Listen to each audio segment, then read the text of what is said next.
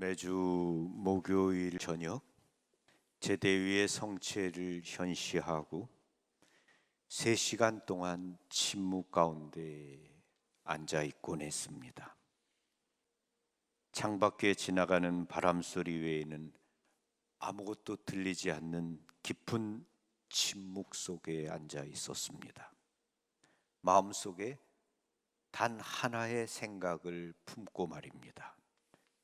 예수님, 당신과 함께 있고 싶어서 여기 당신과 함께 앉아 있습니다. 침묵 가운데에 앉아 있으면 내 마음 안에 많은 것들이 자리하고 있다는 것을 깨닫게 됩니다.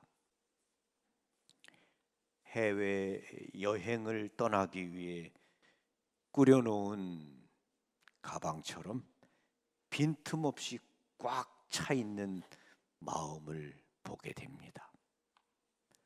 누군가에게 인정받고 싶어서, 사랑받기 위해서 나는 더 잘해내야 한다는 생각부터 시작해서 정말 오만 가지 것들이 다 들어있음을 보게 됩니다. 침묵이 깊어지고 시간이 가면 마음 안에 있는 그 많은 것들이 부질없고 쓸데없는 것들임을 발견하게 됩니다. 내가 사소한 것에 붙들려 사로잡혀 있고 그것 때문에 속상하고 마음 상해 있는 나 자신을 보게 됩니다. 내가 침묵 가운데 성체 앞에 앉아 있으면 성체 안에 계신 예수님께서 나를 바라보십니다. 예수님께서 나를 바라보시는 것, 예수님의 눈길은 나를 정화하고 치유시켜 주십니다. 현대를 사는 우리들에게는 그 어떤 것보다도 침묵이 필요한지 모릅니다. 조용히 머무는 시간 말입니다. 예언자 다니엘이 2층 다락방, 그가 주님과 함께 머물기 위해 준비해 놓은 침묵의 방, 기도의 방에 올라가 하루에 3번 예루살렘을 향해 나 있는 창문을 열고 하나님과 함께 있었던 것처럼 우리에게는 이런 시간이 필요합니다.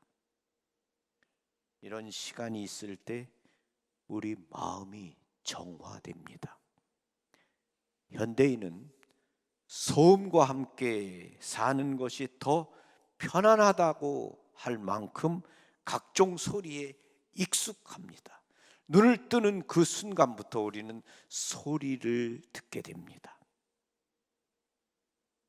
사실 인간은 언제부터인가 침묵을 두려워하기 시작했습니다. 그래서 침묵이 오면 불안하고 초조한 반응을 보이고 오히려 소음 중에 더 잘 있습니다. 침묵의 의미가 사라진 곳에는 아름다움, 경외심, 놀라움도 함께 사라집니다. 그래서 침묵의 기술은 예술만큼이나 어렵습니다. 아름답고 품이 있고 진솔한 대화를 원한다면 침묵의 기술을 배워야 합니다. 침묵은 인간을 빈약하게 만들지 않습니다. 위험한 것은 오히려 말의 범람입니다. 침묵은 영적 진보에 있어서도 매우 중요합니다. 어린 왕자의 작가 생텍제페리 앙뚜아는 기도는 침묵의 연습이다라고 했습니다. 신비가인 십자가의 성 요한은 잊을 수 없는 기도의 공식을 만들어 기도의 침묵이 얼마나 중요한지 알려주었습니다. 나는 하느님께서 말씀하시도록 침묵을 지킵니다.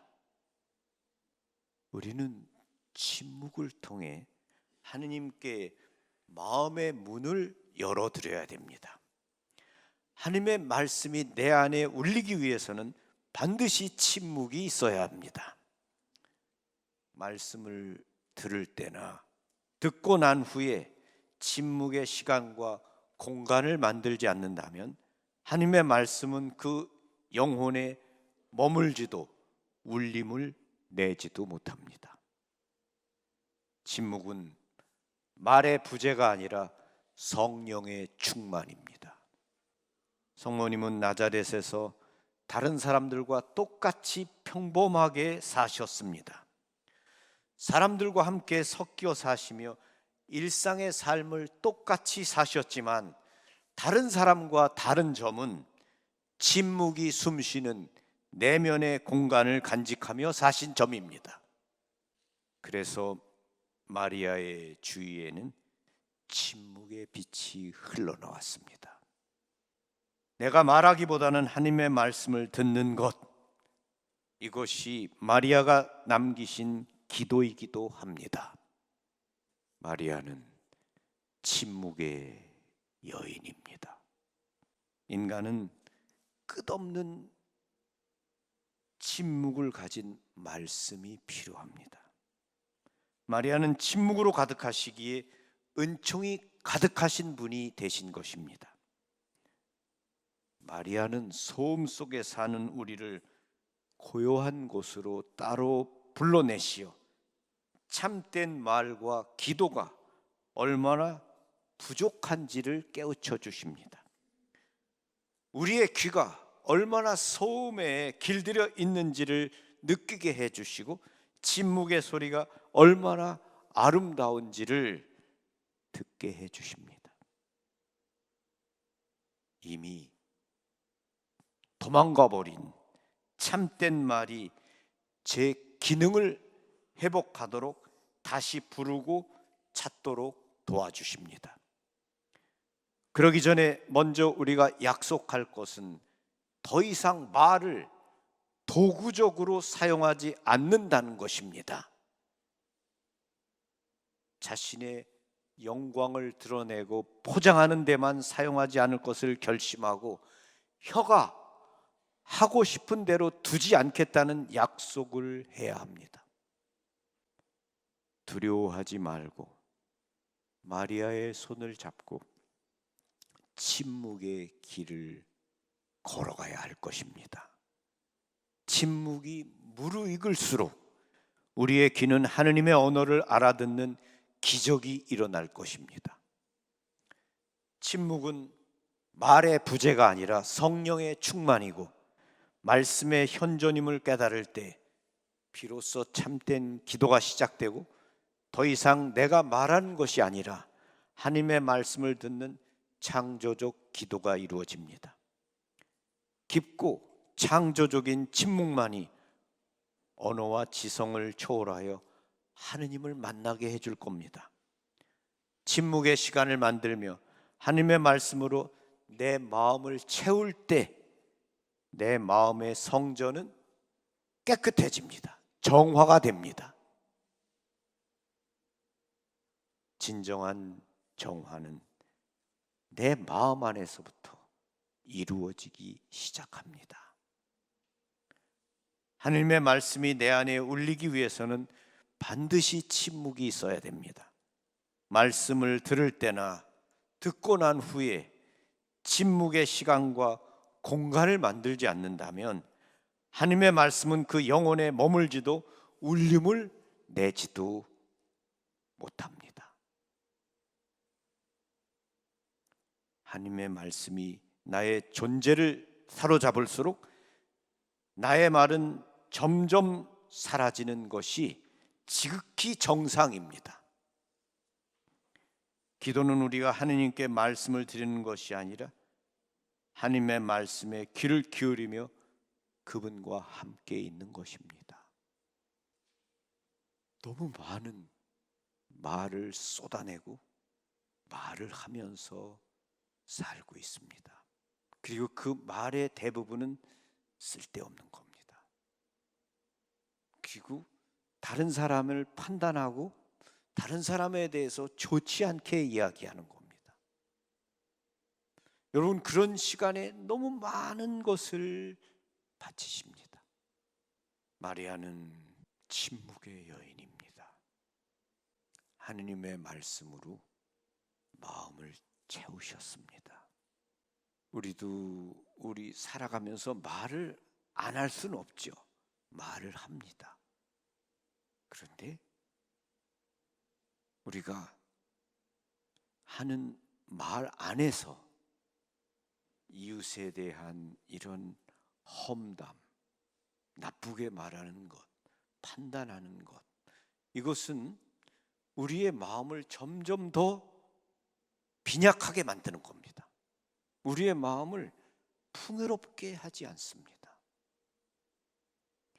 우리의 마음을, 내면을 아름답게 가꾸는 것, 그것은 우리가 누군가에게 좋게 말하고, 누군가를 인정해주고 칭찬해주고 용서해주고, 그것이 우리의 마음을 아름답게 하는 거겠죠. 그리고 그런 말조차도 적게 하는 겁니다. 그리고 가능하면 침묵하는 시간을 만들어 가져야 됩니다. 우리 내면을 돌보는 시간이 우리 모두에게 꼭 필요합니다. 하루에 단 5분, 10분이라도 조용히 침묵하는 시간을 만들어 가져야 되겠습니다. 그래서 여러분이 그 시간에 여러분 내면을 들여다보고 하나님의 말씀을 듣고자 할 때, 그때 우리 마음이 좀 더 이렇게 깨끗해지고 정화되지 않을까, 그런 마음입니다. 그래서 여러분, 침묵하는 시간, 그래서 침묵은 기도의 언어다. 하느님의 언어가 침묵입니다. 매일 여러분 삶 안에서 몇 분이라도 혼자 있는 그런 조용한 시간, 침묵에 바치는 시간, 그 시간이 우리에게 필요하다는 말씀을 드리고 싶습니다. 그리고 그런 시간을 통해서 우리 내면을 성찰할 수 있다고 생각합니다. 마리아의 침묵을 우리 모두 배우고, 우리가 그 침묵 안에서 하나님의 말씀을 듣고 조금씩 변화되는 삶을 살아가기를 바랍니다. 아멘. 평화를 빕니다.